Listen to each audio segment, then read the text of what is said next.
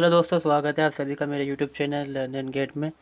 Last video में हम देख चुके थे कि जो हड़प्पा सभ्यता के बारे में जो चैप्टर स्टार्ट होता है उसकी स्टार्टिंग में जो चीज़ें दी गई हैं कि सोर्सेस किस तरह से हमारे काम आते हैं हिस्ट्री को लिखने में। इस वीडियो में हम जानेंगे हड़प्पा सभ्यता के बारे में। तो शुरुआत में क्या होता है कि हड़प्पा सभ्यता के बारे में अगर हम इसको एक ओरली कहानी तौर पर देखते हैं और फिर पॉइंट टू पॉइंट बात करेंगे, बाकी चीज़ें इसमें नहीं देखनी हमें। तो सबसे पहले दिखाई देती है ये मतलब पर्यटन स्थलों पे इसका इस्तेमाल देखा जाता है इसको 1826 के अंदर ईस्वी में।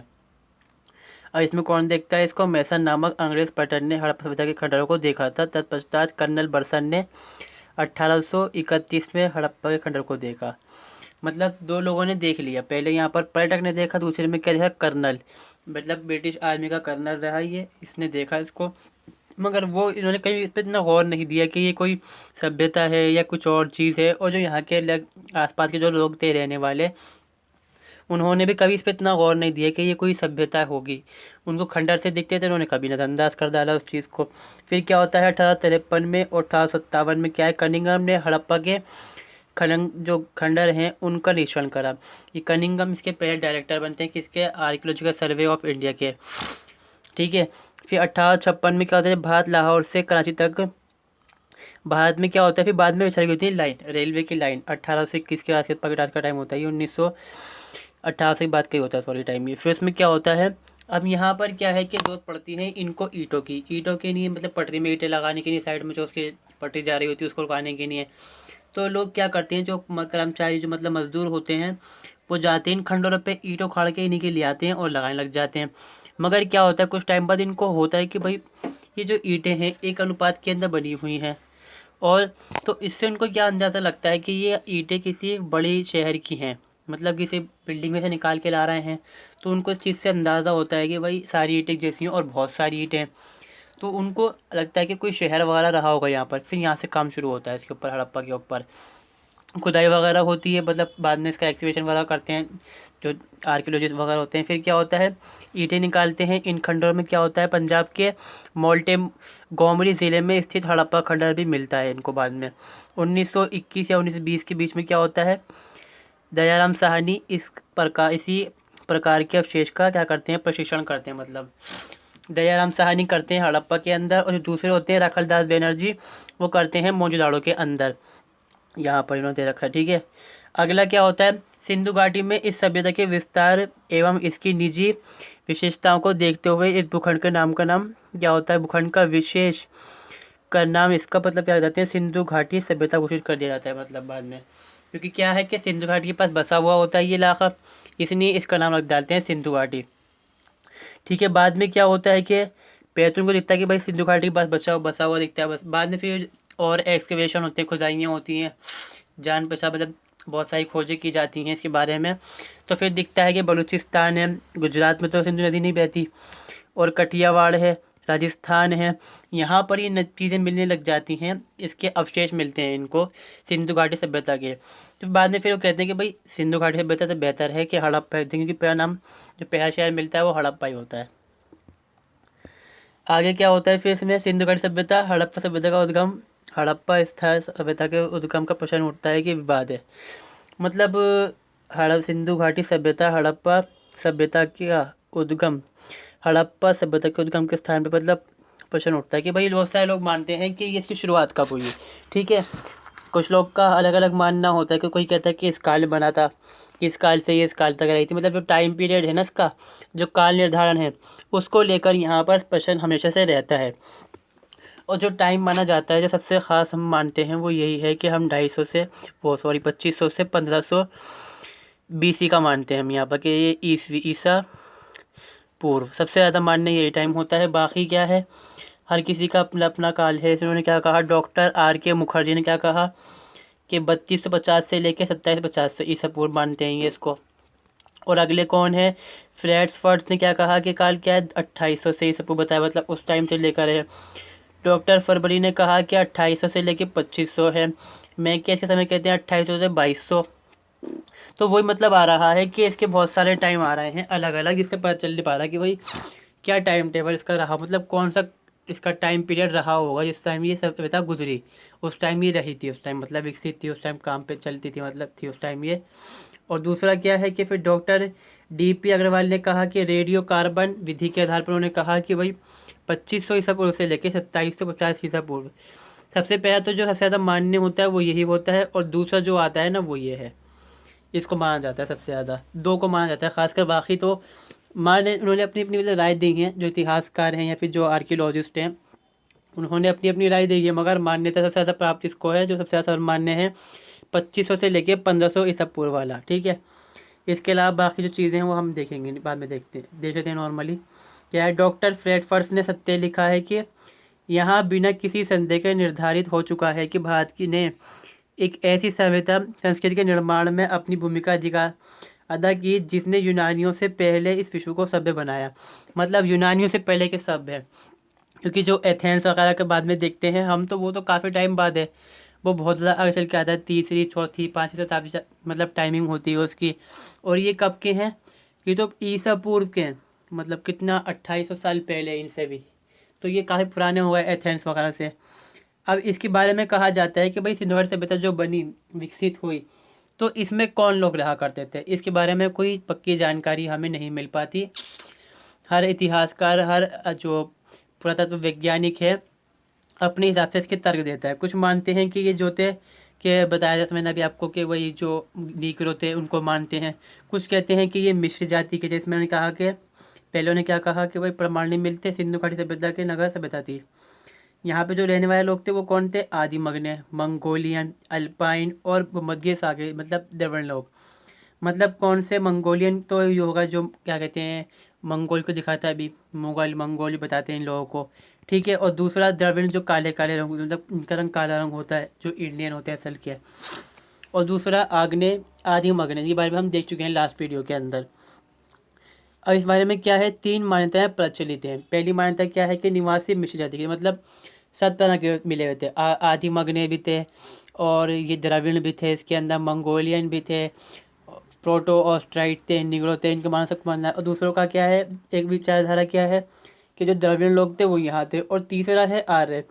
अब जो ये आर्य है ना, कुछ जो आर्कियोलॉजिस्ट होते हैं वो उसको सही नहीं मानते, क्योंकि उनका कहना होता है कि आर्यों ने, या फिर इतिहासकार जो बोलते हैं कि आर्यों ने तो हमला करा था इनके ऊपर आकर, कि इनके ऊपर, सिंधु घाटी के लोगों के ऊपर, तो ये कहाँ से हो जाएंगे विकसित करने वाले इसको। खैर, इसको जो ये इतिहासकारों का तर्क देने वाला, क्योंकि वो उनका अंदाज़ा है कि आर्य बाहर से आए, उन्होंने जो सिंधु घाटी सभ्यता थी उसके ऊपर हमला करा, इस वजह से वो ख़त्म हो गई, तो ये बनाने वाले कहाँ से हो जाएंगे, ये तर्क है, ठीक है। आगे क्या है, डॉक्टर एडी पुसालकर ने क्या कहा, यहाँ यह आर्य और अनार्य सभ्यताओं के मिश्रित का प्रतिनिधित्व करते हैं। मतलब ये मानते हैं कि आर्य जो है और जो दूसरे हैं अनार्य, जैसे ये द्रविड़ हैं, और जो हम देखेंगे और प्रोटो ऑस्ट्राइड है या मंगोलियन है, उनका मानना ये है कि सब मिलजुल के रहते थे यहाँ पर, ठीक है। अधिक से अधिक हम ये कह सकते हैं कि संभवतः उस समय में ऋग्वैदिक आर्य वहाँ की जनता की एक महत्वपूर्ण भाग थे। ऋग्वैदिक आर्य कौन, जो हिंदू लोग हैं, जो आज के टाइम में होते हैं। और उन्होंने सिंधु घाटी की सभ्यता के बारे में अपना योगदान दिया, कि उन्होंने विकसित, जो आर्य लोग थे उन्होंने विकसित करा था, इनका मानना है। मगर ज़्यादातर इतिहासकार जो हैं वो यही मानते हैं कि आर्यों ने बर्बाद करा इसको, आगे इस पर हमला करा था उल्टा।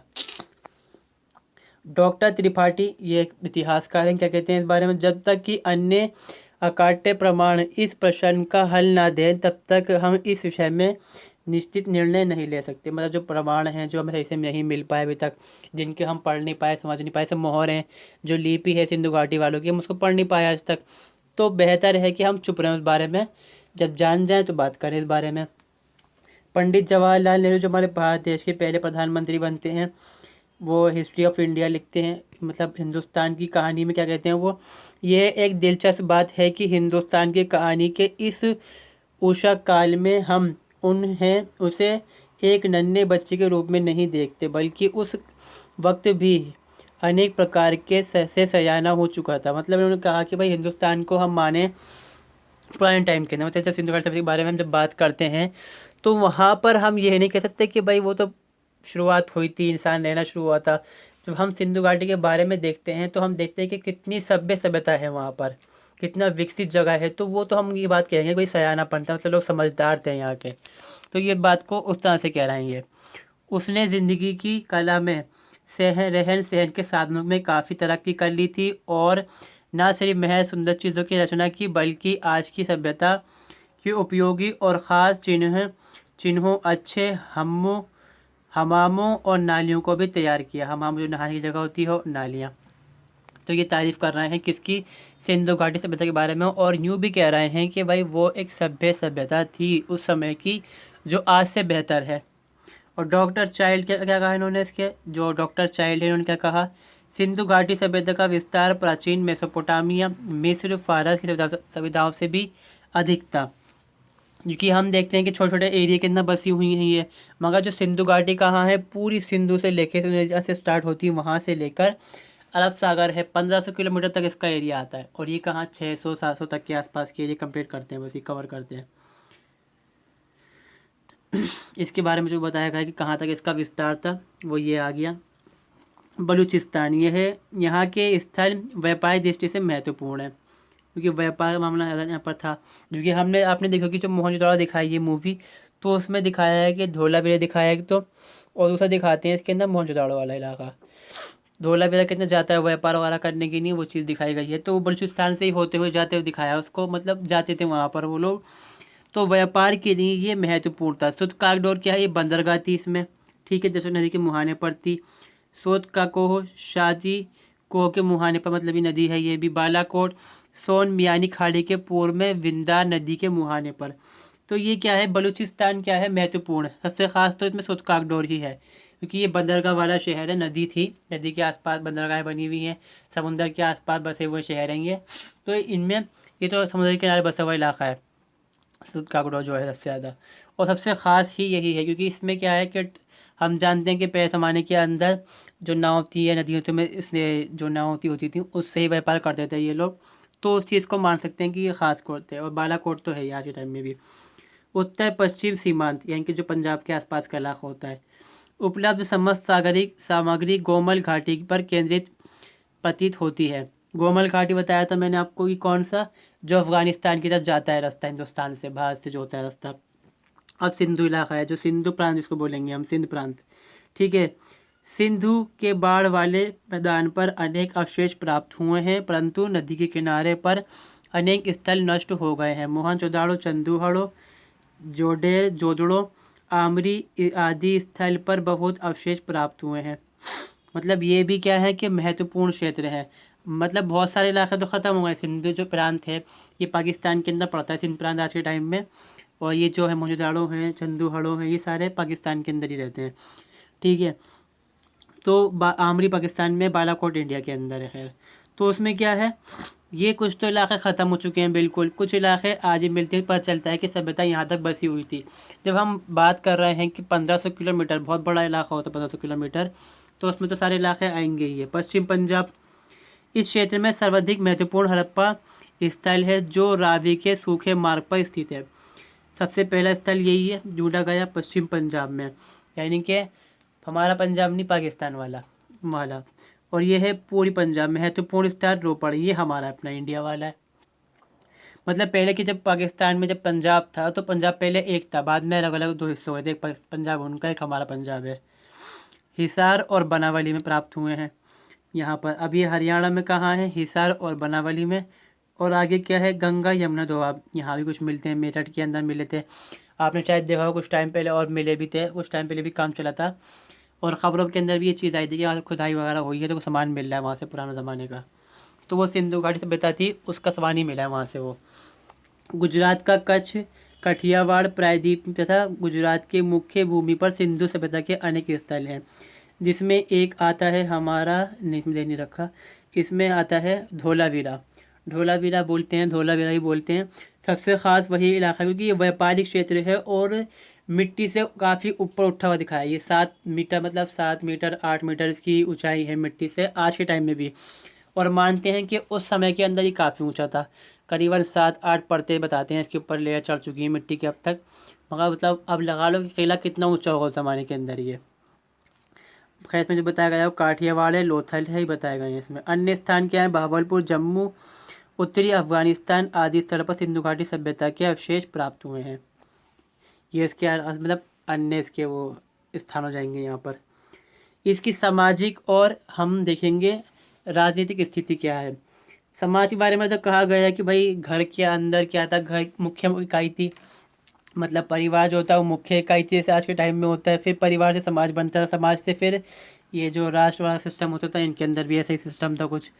अपने आस पड़ोस से ये लोग मिलजुल के रहा करते थे। अब बात आती है यहाँ पर कि जैसे वर्ग है, वर्ग के बारे में कोई जानकारी ख़ास नहीं मिलती, मगर फिर भी इतिहास का हिसाब लगाते हैं कि आज के टाइम में जैसा रहा है या पिछले प्राचीन इतिहास में रहा होगा तो वो उसकी नींव यहीं से पड़ी होगी। इतिहासकार मानते हैं ऐसा, कोई प्रामाणिकता इसकी नहीं है। मगर इतिहासकार इसको क्या होता है, 4 वर्गों के अंदर बांट देते हैं समाज को। जैसे होता है क्या क्या है, पहला पुजारी ज्योतिष, जैसे कि हिंदू धर्म के अंदर होता है कि पहला वर्ग है जो सबसे ऊपर है, फिर दूसरा वर्ग है योद्धा, इसको क्षत्रिय, ये ब्राह्मण होगा, ये क्षत्रिय हो गए। और तीसरा क्या है, वैश्य जो होते हैं जो व्यापार वगैरह करते हैं। और तीसरा कौन सा है, श्रमिक करने वाले जो गंदगी वाला काम करने, गृह सेवक वगैरह जो है, कृषक होगा, ऐसा इसमें आ जाते हैं इनके हिसाब से। मतलब इतिहास का इस पर हिसाब लगा के तुक्का मारने वाली बात हो, इतना सही है। और परिवार क्या है, बहुत सारे घर मिलते हैं, छोटे छोटे बड़े घर भी मिलते हैं, तो मूल इकाई समाज की परिवार ही होगा इनके अनुसार। अब क्या है कि इतिहासकार मानते हैं कि जॉइंट फैमिली में रहते थे, क्योंकि क्या है बड़े बड़े घर मिले हैं, कुछ इस टाइप के से इनको घर मिले हैं। को कहीं पर ऐसा कमरा बना, कमरे टाइप के घर बने हुए हैं, यहाँ पर कमरे कमरे बने हुए हैं घरों में ऐसे। और बीच में आंगन से कोर्ट यार्ड है, फिर बीच में कहीं कब्रस्तान ही बना हुआ है, किसी के घर में कुएँ भी हैं। तो वो चीज़ से मानते हैं कि भाई जो लोग थे वो मिलजुल के रहते थे। हो सकता है कि फैमिली के लोग रहते हैं आपस में, तो मानना इतिहास होगा ये जॉइंट फैमिली थी उस टाइम। और जो नारी की मूर्ति थी उसकी प्रचलन बहुत ज़्यादा था, क्योंकि उनका ही मानना ये था कि नारी कौन है, पैदा करने वाली, दुनिया को बनाने वाली नारी है, रचयिता है वो, और पालने वाली है वो, रक्षक है, क्योंकि माँ रक्षक दिखाई जाती है। तो वो उसके अंदर इनका मानना था इस तरह से। तो वो उसकी पूजा करते थे, जिसको ही बोलते थे मातृ देवी। मतलब जैसे आज के टाइम में होता है भारत माता जिसको बोलते हैं, जैसे माता देवी तो होती है वो भी, कि हमारी मिट्टी है उसकी माँ। तो यही मानते हैं कि भाई नेचर ऑफ मदर, प्रकृति की माता जिसने बनाया प्रकृति को, तो उसकी ये पूजा करते थे उस टाइम में। वो ये परिवार में माता का स्थान सर्वोपरि था। भोजन, सिंधु निवासी का प्रमुख भोजन क्या था, शाकाहारी थे, ये मांसाहारी दोनों, मतलब दोनों का इस्तेमाल ही करते थे। शाकाहारी में क्या है, गेहूँ जो मिला है यहाँ से खुदाई के टाइम, और मछली है, मछली की हड्डियाँ मिली हैं, मांस मिले हैं, कुछ टुकड़े मिले हैं, कुछ अंडे अंडे के छिलके से मिले हैं इसको। तो ये मानते हैं कि भाई ये शाकाहारी थे। जौ वाला तो इस्तेमाल ही करते थे खासकर, और गेहूँ का। चावल का इस्तेमाल नहीं मिलता, चावल के दाने बहुत ही कम कहीं पर मिले हैं तो मिले हैं, वरना चावल के दाने इसके अंदर नहीं मिले बिल्कुल भी। और इसके अलावा क्या है, मुर्गे की हड्डियाँ मिली हैं, मछली की हड्डियाँ मिली हैं, यहाँ पर गाय भैंस और सुअर ये पालते थे बहुत ज़्यादा, कुत्ते पालते थे, घड़ियाल पालते थे, कछुआ शिकार भी करते थे इसके अंदर खाने के लिए। मगर ये बात ध्यान रखने वाली बात है कि ये जो घोड़ा था उसको जानते नहीं थे। ये मूवी के अंदर देखा होगा, जो मोहनजोदड़ो मूवी आई थी उसमें दिखाया था कि वो जानते नहीं घोड़ा क्या होता है, घोड़ा घोड़ा कहता है वो उसको। अब कपड़ों के मामले में देखेंगे भाई, कपड़ों को क्या था, कपड़े काटने के चरखे वगैरह तो उनके पास होते होंगे, इतिहास का इसका हिसाब लगाते हैं। और जो और अधिक कपड़े थे कोई फ़र्क उनमें कोई ख़ास था नहीं, क्योंकि सिंपल कपड़े थे बिल्कुल इनके। और श्रृंगार के प्रेमी थे, जैसे कि मालाएं वगैरह मिलती हैं इनके बारे में, मालाएं मिलती हैं, क्योंकि माला पहनते थे ये, आदमी पहनते थे इनके अंदर माला। और आभूषण क्या है, सोने चांदी व हाथी दांत के बनाए जाते थे। सोने चांदी का प्रयोग था, मूवी के अंदर भी दिखाया ये चीज़, सोने को जानते थे ये इस्तेमाल करना। मगर ज़्यादातर इनमें कांसे का इस्तेमाल ज़्यादा करा उन्होंने, काला काला देखने में रंग का होता है, काला सा कांसा कहते हैं उसको, उसका इस्तेमाल उन्होंने बहुत ज़्यादा करा, और तांबे का भी। आगे क्या है, मनोरंजन के साधन क्या है, डांस वगैरह करते थे, ये नाचते थे, गेम खेलते थे, जानवरों को शिकार करना, आखिर मतलब शिकार करना होता है, शतरंज करना, चौपाल, ठीक है, जुआ, नृत्य, संगीत, ये मनोरंजन के साधन थे इनके बड़ों के। बच्चों के लिए खिलौने मिलते हैं मिट्टी के और लकड़ी के खिलौने मिलते हैं बच्चों के, जैसे हल्दी मिल गया छोटा सा, ठीक है। इसके अलावा दूसरी चीज़ें मिलती हैं, गुड्डे गुड़िया नहीं मिलते हैं यहाँ से, हल वगैरह मिल जाते हैं यहाँ से इनमें से, कि भाई वो बच्चे खेलते होंगे उससे, तो उसका हिसाब लगाते हैं। कुर्सियाँ, पशु पक्षी के बने हुए जो मूर्तियाँ सी बनी हुई होती हैं, तो वो मिली हैं यहाँ से चीज़ें, झुनझुने मिले हैं, सीटियाँ मिली हैं।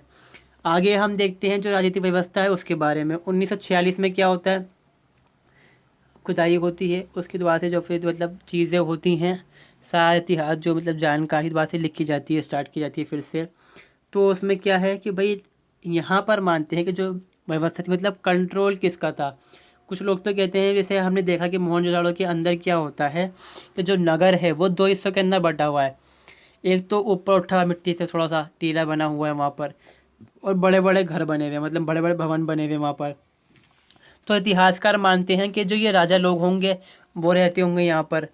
और जो नीचे वाला इलाका है वो थोड़ा नीचा है, और जो ये दीवार से कम घिरा हुआ भी नहीं है, कोई खास मतलब प्रोटेक्शन उसकी ज़्यादा नहीं की गई। तो कुछ इतिहासकार मानते हैं कि भाई सिस्टम यहाँ पर था, मतलब लोग राज करने वाले लोग यहाँ पर थे।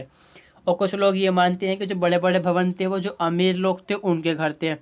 तो वो जो स्टेट था, मतलब जो पूरा जो सिस्टम था इनका, जो बोलेंगे हम कि जो व्यवस्था थी, राजनीतिक व्यवस्था इनकी, वो अमीर लोग थे, कंट्रोल करते थे उस चीज़ को। तो कोई मतलब कंपलसरी पता चलता नहीं है यहाँ पर। और कुछ इतिहासकार ये मानते हैं कि भाई कोई धार्मिक पेशवा होगा इनके यहाँ। जैसे कि मानते हैं कि महान स्नानगार है, इसके अंदर मिलता है एक बड़ा गेट बाज जिसको बोलते हैं। तो कोई धार्मिक पेशवा रहते होंगे, वो कंट्रोल करते होंगे पूरे जो राष्ट्र होता होगा इसको। उनके हिसाब से मतलब हर साहित्यकार इतिहासकार के अनुसार अलग अलग है। जैसे पिगट ने क्या कहा, शासन की अपरिवर्तनशीलता एक धर्मनिरपेक्ष शासन के स्थान पर एक धर्म शासन की ओर संकेत करती है। मतलब कोई धार्मिक शासन व्यवस्था यहाँ पर थी, जैसे होता है हिंदू धर्म कंट्रोल कर रहा है, मुस्लिम धर्म कंट्रोल कर रहा होता है देश को पूरा, तो वो सिस्टम मानते हैं। Doctor A.L. बाशम ने क्या कहा, वास्तव में ऐसा प्रतीत होता है कि मिस्र और मेसोपोटामिया सभ्यता की भांति हड़प्पा सभ्यता एक धर्म राज्य पर आधारित, मतलब कोई धर्म था राज्य का, कोई ना कोई एक धर्म ज़रूर होगा। कुछ मानते हैं कि व्यापारिक शासन जो करते थे लोग, मतलब जो व्यापारिक वर्ग था वो देश पर कंट्रोल करता था। अब आगे हम यहाँ से देखते हैं कि जो नगर व्यवस्था है, सबसे ख़ास इसकी जो मानी जाती है वो नगर व्यवस्था ही इनकी सबसे ख़ास मानी जाती है। तो हम जानते हैं कि ये क्या है, सभ्यता क्या है, नगरीय सभ्यता थी। मतलब यहाँ पर नगर बसने शुरू हो चुके थे। पहले क्या था, गांव देहात होते थे ज़्यादातर, कच्चे इलाके थे। यहाँ पर क्या है, पक्के घर मिलते हैं। तो लोग मानते हैं इतिहासकार कि ये एक नगरीय व्यवस्था थी यहाँ पर, और सभ्य लोग थे, यहाँ के पढ़े लिखे लोग थे ये। आगे क्या है, इसमें क्या मिलते हैं हमें एग्जाम्पल, जो मोहनजोदाड़ो है, हड़प्पा है, कालीबंगन है, लोथल है, चंदूहड़ो है, ये नदी के किनारे मिलते हैं, मगर ये बसे हुए इलाके हैं अच्छी तरह से।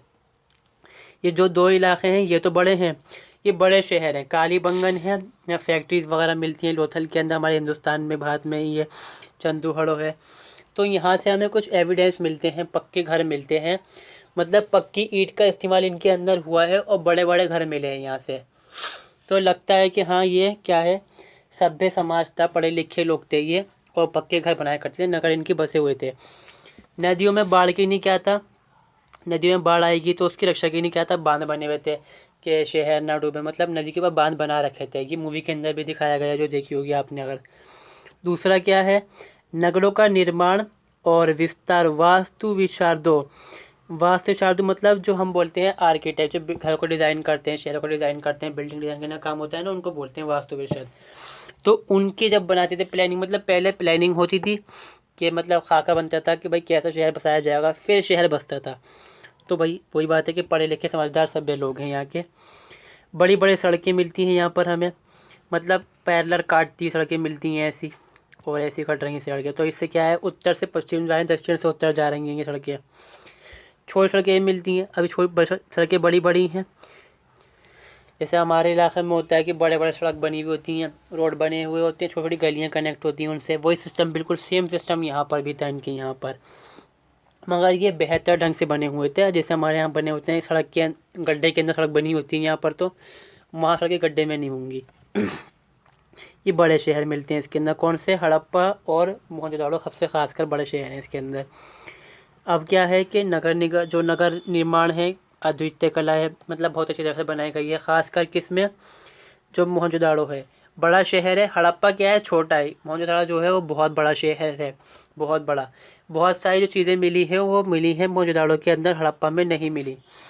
Doctor A.D. पुसालकर क्या कहते हैं, मोहनजोदाड़ो के अवशेषों को देखने वाले दर्शक उन प्राचीन नगरों की स्वच्छता और नगर निर्माण की अद्वितीय कला को देखकर आश्चर्यचकित रह जाते हैं। क्योंकि यहाँ पर क्या है, नालियाँ बनी हुई हैं, और कहीं कहीं पे लगता है, इतिहासकार मानते हैं कुछ गड्ढे से बने हैं, जिनको इतिहासकार मानते हैं कि वो कूड़ा डालने की जगह बनाई गई थी अलग से, कि लोग कूड़ा डाल सकें उसके अंदर। तो मतलब इतना अच्छा सिस्टम था हाँ, जो ये जो मोहनजोदड़ो हड़प्पा जो है, इसमें क्या है कि थोड़ा सा गंदगी का हिसाब था, छोटी गली कहीं पे, मतलब जो गलियाँ थोड़ी छोटी भी थी कहीं कहीं पर, तो लोग घर के बाहर कूड़ा फेंक दिया करते होंगे, इतिहासकारों का मानना ऐसा है।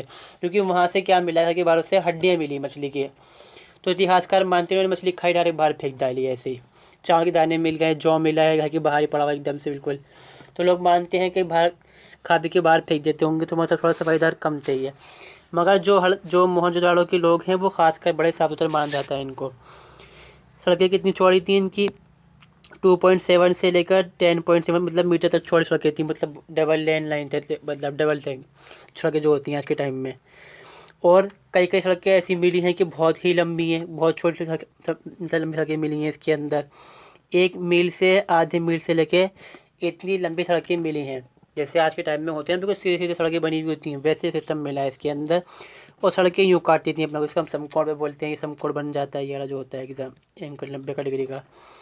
अब सार्वजनिक कुआं था, हर गली के अंदर सार्वजनिक कुआं था कि हर लोग इस्तेमाल कर सकें, और घर के अंदर भी कुएँ मिले हैं। मोहनजोदड़ो अकेला ऐसा शहर जहाँ कम से कम 750 कुएँ मिले हैं घरों के अंदर, और जो बाहर होते हैं मतलब पब्लिक वेल जो होंगे वो मिला के 750 मिले हैं इसके अंदर। संपूर्ण नगर में क्या है, नालियों का जाल बिछा हुआ था, मतलब हर शहर के अंदर सब जगह नालियाँ ही नालियाँ थी। घर के अंदर सिस्टम में घर बना हुआ है, ये घर बना हुआ पूरा, इसके बाहर भी कोई नाली बनी हुई है पास में, यहीं पर ही घर का पानी निकल के गया नाली के अंदर, फिर ये गया गली के अंदर, गली से रोड में, रोड से फिर बड़े सड़क के अंदर जाएगा पानी। तो इतना सिस्टम इनका विकसित सिस्टम माना जाता है। इस वजह से इसको माना जाता है कि नगरीय व्यवस्था थी यहाँ पर, जो आज से बेहतर थी। जैसे हमारे यहाँ क्या होता है, गली गली में ढक्कन लगा होता है नाले का कि साफ़ कर सकें, वही सिस्टम इनके पास भी था। फिर नाले बढ़ जाते हैं बढ़ के आगे, तो वही सिस्टम बिल्कुल इनके पास भी था कि नगर मतलब गली से नाला बाहर गया सड़क की तरफ, तो नाले का जो आकार है वो बढ़ जाया करता था यहाँ पर। पक्की सड़कें क्या हैं, ढक्कन रखी हुई नालियाँ थी, ठीक है, वही बातें लिखी हुई यहाँ पर। आगे क्या है, भवन निर्माण, पक्के घर मिले हैं, ईंटें पक्की मिली हैं, और कुछ जगह पर ऐसा हुआ है कि कच्ची ईंटें का मकान ही मिले हैं, मगर अधिकतम क्या मिला है कि पक्के मकान मिले हैं। और जो नालियाँ बनी हुई हैं वो ही पक्की ईंटों से बनी हुई हैं। जो ढक्कन है या तो पत्थर लगाया गया पहाड़ का बड़ा सा काट के उनके ऊपर गोल बनाकर, और या फिर ऐसा है कि पक्की ईंट पकाई गई है गोल सी, वो लगाई गई थी नालियों के ऊपर, ठीक है। ये सब बातें वही लिखी हुई हैं इसके अंदर। मोहनजोदड़ो की सर्वप्रथम विशेषता यहाँ से प्राप्त हुआ विशाल स्नानघर है। अब बताता हूँ ये सारा जो लिखा है इसके बारे में। स्नानघर क्या है कि ये 23 फीट ऊंचा है और 8 फीट गहरा है, मतलब चौड़ाई है इसकी जो 28 फीट वो सॉरी 39 फीट लंबा चौड़ाई इसकी ये है जो लिखी है इसके अंदर 23 फीट, और मतलब 8 फीट की गहराई, मतलब ऊंचाई 8 फीट है, अंदर तक गहराई जो बनी हुई है इसकी। और उसकी तरह है उत्तर दक्षिण पूर्व तरफ सीढ़ियाँ बनी हुई हैं वहाँ पर, उसके आसपास कमरे बने हुए हैं, तो कमरों को माना जाता है कि ये बाथरूम रहे होंगे उस ज़माने के अंदर। और जो स्नानघर इसको बोलते हैं महान स्नानघर, ग्रेट बाथ बोलते हैं इंग्लिश में। तो इतिहासकार मानते हैं कि ये जो बना हुआ है, जैसे आज के टाइम में क्या होता है, गंगा नदी है उसके घाट बने हुए, घाट बने हुए उसके ऊपर, तो लोग नहाते हैं किस पर, त्योहार पर, धार्मिक त्योहार पर। तो इतिहासकार भी यही मानते हैं कि यहाँ पर भी लोग धार्मिक त्योहारों के ऊपर नहाने आया करते होंगे, और ये सार्वजनिक स्नानगार है, किसी एक व्यक्ति का नहीं, किसी राजा का भी नहीं है, मतलब सार्वजनिक है, धार्मिक पर्पस से बनाया गया था ये। इसके चारों तरफ नाली बनी हुई है जो निकल जाती बड़ी नाली के अंदर। तो क्या है, मतलब लोग नहाते थे, पानी का इस्तेमाल करते थे, और नाली पानी निकल जाया करता था बड़ी नाली के अंदर। ये खासकर महत्वपूर्ण माना जाता है। इसके अलावा क्या मिलता है, कुछ बड़े बड़े मकान घर मतलब भवन टाइप की जगह मिलती हैं, और कुछ जगहों पे क्या है, खंबे बने हुए हैं, सिर्फ खंबे खंबे मिले, छत नहीं मिली। तो इतिहासकार ये मानते हैं किसी ज़माने के अंदर ये गोडाउन रहा हुआ सामान रखने की नहीं है, छत पर रही होगी, टंकी लगी होगी इसके ऊपर, मगर कोई पक्का प्रूफ नहीं मिलता, इतिहासकार मानते हैं ऐसा। तो इतिहासकार इस बात पे ये कहते हैं कि गोडाउन के अंदर सामान रखते थे, तो ये सामान का स्टोरेज भी करते थे ये सामान का, और सामान को ट्रांसफ़र करने के लिए बड़े बड़े गोडाउन के पास थे। 2 चीज़ें मानते हैं इसके अंदर इतिहासकार। अब लेखन कला क्या है, अब इनका मानना क्या है, ये पढ़े लिखे लोग थे, मगर हम ये जानते हैं कि जो इनकी लेखन लिपि थी वो पढ़ नहीं पाए, आजकल जिनको हम लिपि बोलते हैं इनकी, वो पढ़ नहीं पाए। और इनकी क्या था कि ये दाएं से बाएं पढ़ जाती थी, मतलब यहाँ से इस तरह से चलती थी ये ऐसे करके, सॉरी। अब आगे क्या है, धातु कला। धातु कला के बारे में क्या है कि भाई जो मूर्तियाँ वगैरह थी बनाना जानते, सिक्के बनाना जानते थे ये। जैसे कि हम जानते हैं कि मूर्तियाँ मिलती हैं जो मदर गॉडेस मिलती है, एक वो मिलती है नर्तकी मिलती है इसके अंदर की मूर्तियों में। तो उससे पता चलता है कि हाँ ये मूर्तियों का इस्तेमाल करते थे, खासकर धातु के अंदर कांसे का। और सोने की चीज़ें मिली, बताया मैंने, गहने वगैरह मिले, चांदी के गहने मिले, तांबे का सामान मिला है इसके यहाँ पर। तो ये चीज़ों का इस्तेमाल करते थे। अब सिक्के जो है बनती थी इनकी मूर्तियाँ बनाने के 3 टेक्निक थे इनके। पाषाण काल की जशन से, मतलब जो पत्थर से रगड़ के बनाते हैं इसको, वो चीज़ धातु को ढालकर पिघलाकर ठप्पा लगाकर और हाथ से मिट्टी की मूर्ति बनाकर। 3 तरह का है, मतलब बड़ा पत्थर जो, मतलब एक वो बॉक्स ले लिया जो धातु का, पत्थर से लगाते रहो उसको, बनाते रहो, फिर उसको, फिर दूसरा क्या है पिघला कर उसको बनाया, ढाल लिया, फिर हथौड़े से पीट पीट के बना सकते हैं। तीसरी टेक्निक ये है। चौथी ये है कि मिट्टी से बनाओ, मिट्टी से बना लो वरना उसको। आगे क्या है हम देखेंगे व्यापार के बारे में। व्यापार के बारे में यही चीज़ है कि भाई जैसे हम जानते हैं कि जो हमने देखा था कुछ टाइम पे, लास्ट वीडियो में देखा हमने कि 2 तरह के संचार मार्ग थे इनके, व्यापार मार्ग भी वही होगा, सीधी बात है। नदी का इस्तेमाल करते थे और जो मेसोपोटामिया सभ्यता थी उनसे ये लेन देन करते थे। मूवी के अंदर देखा होगा, उसमें भी दिखाया गया है। तो यहाँ से क्या है कि जो सभ्यता है मेसोपोटामिया की, वहाँ पर एक बर्तन मिला, इसको बोलते हैं मृत भांड। काले रंग का है, वाइट से रंग के अंदर पेंटिंग हुई गई, यमन के अंदर मिला है वो, सॉरी। तो मानते हैं इतिहासकार कि इनका व्यापार वहाँ तक रहा होगा। मतलब फिर वही बात है कि व्यापार ये करते थे। तो ये क्या है कि वहाँ से बनी बनाई चीज़ें लेते थे और यहाँ से गेहूँ, जौ और जो चीज़ें मछली वगैरह जो होती हैं, जानवर का जो गोश्त वगैरह था, ये ट्रांसफ़र करते थे और बदले में वहाँ से चीज़ें ले लिया करते थे उन लोगों से। ये कृषि के बारे में क्या कहा गया कि गेहूँ, जौ, कपास, मटर, तिल, चावल की खेती करते थे। चावल के दाने कम मिले हैं, ये बात ध्यान रखने वाली बात है।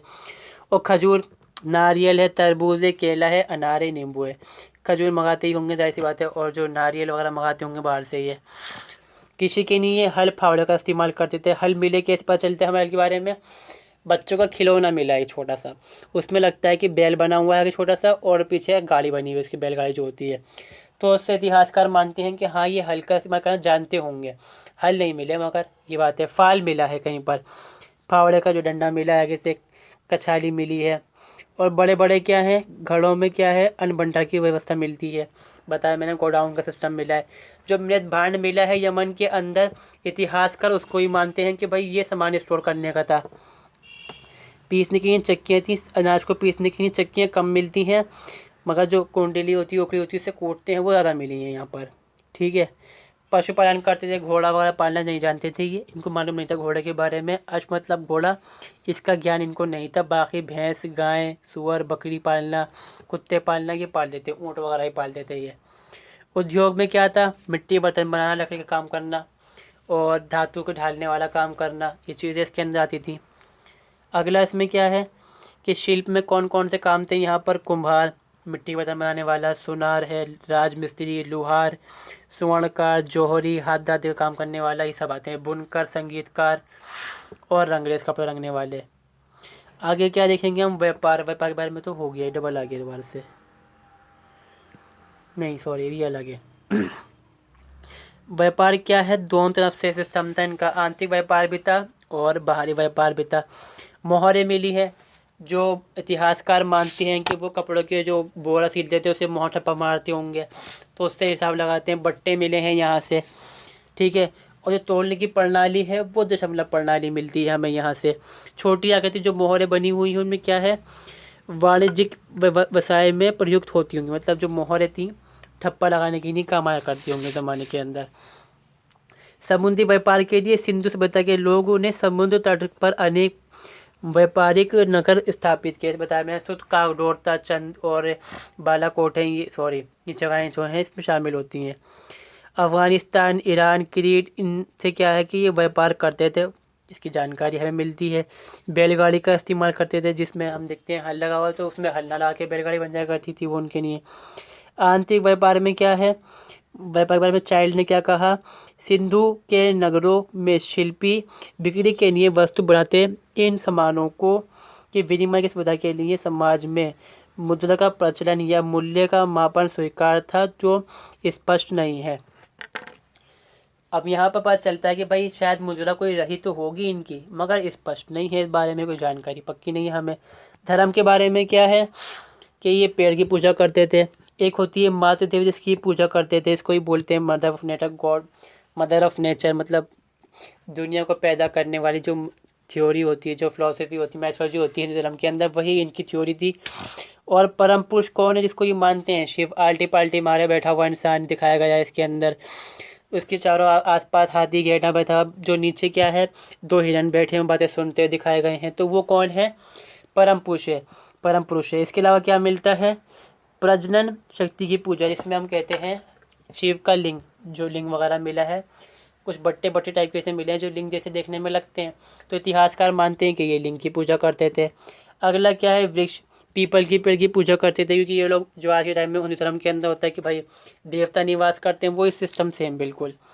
पशु की पूजा, गाय वाला की पूजा करना, भैंस की पूजा करना, कुबरदार बैल का तो मिलता ही सिस्टम सिंबल है मोहर के अंदर। तो ये सब चीज़ें हमें पता चलती हैं इसके अंदर। आगे चल के देखते हैं इसमें क्या है। विनाश के कारण बताया तो क्या क्या बताया गया है किताब के अंदर। भाई बताया गया है कि भाई आर्यों ने हमला करा, सबसे पहले तो यही चीज़ है, आगे पीछे लिखा हो सकता है इसके अंदर। और दूसरा ये मानते हैं कि जो सिंधु घाटी जो थी, जो सिंधु नदी थी, उसकी नहर बदलती थी, मतलब जो प्रवाह होता है उसका हम देखते हैं कभी नदी यहाँ से बह रही है तो फिर खिसक जाती, कभी इधर निकल जाती है। तो यहाँ का क्या है, जो यहाँ के शहर में तो बर्बाद, जो नगर है वो बर्बाद हो गया, और जो यहाँ का है वो सूख गया। इससे क्या है, ये उजड़ जाता है इलाका। तो हो सकता है कभी ऐसा वजह रही हो जिससे ये कभी ख़त्म हो गया हो। इतिहासकारों का ऐसा मानना है, इस बारे में कोई गारंटी नहीं है, इस बारे में कोई मतलब प्रमाण पक्का नहीं है यहाँ पर। फिर दूसरा मानना ये है कि सिंधु नदी के अंदर ही बाढ़ आई, उससे लोग जो शहर था तबाह हो गया। कुछ का मानना है कि भाई जो शहर है उसमें आग लग गई थी। कुछ कहते हैं कि जो आपदाएं हैं वो भी आई, कुछ कहते हैं कि बीमारियां हो गई थी यहाँ पर, ठीक है। फिर कुछ इतिहासकारों का मानना है कि भाई बाहर से आके लोगों ने हमला करा। अब किसने करा ये बारे में बताते नहीं कुछ इतिहासकार। अब कुछ बोलते हैं कि हाँ भाई आर्यों ने ही हमला करा था, ये पक्की गारंटी है, उन्होंने हमला करा जिससे जो नदी जो सॉरी सभ्यता जो है ये ख़त्म हो गई इस वजह से। इस बारे में ये चीज़ बताई गई हैं, जो आगे सारी चीज़ें बताई गई हैं। तो आप इसका स्क्रीनशॉट ले सकते हैं, क्योंकि वही चीज़ें लिखी हैं जो मैंने पढ़ा बताया आपको। इस वीडियो के अंदर बस इतना ही, ये वीडियो यहाँ पर कंप्लीट होती है। अब इतना सारा पढ़ना तो मुश्किल हो जाता है पढ़ना, क्योंकि वीडियो खिंच जाएगी, बहुत ज़्यादा लंबी हो जाएगी। तो इस वीडियो के अंदर बस इतना ही, ये चैप्टर कंप्लीट होता है यहाँ पर हड़प्पा सभ्यता के बारे में। आई होप मेरी वीडियो आपको अच्छी लगी, दोस्तों के साथ भी शेयर करें, चैनल को सब्सक्राइब करें अगर चैनल पर नए हैं, और वीडियो को लाइक ज़रूर करें। इस वीडियो को देखने के लिए धन्यवाद।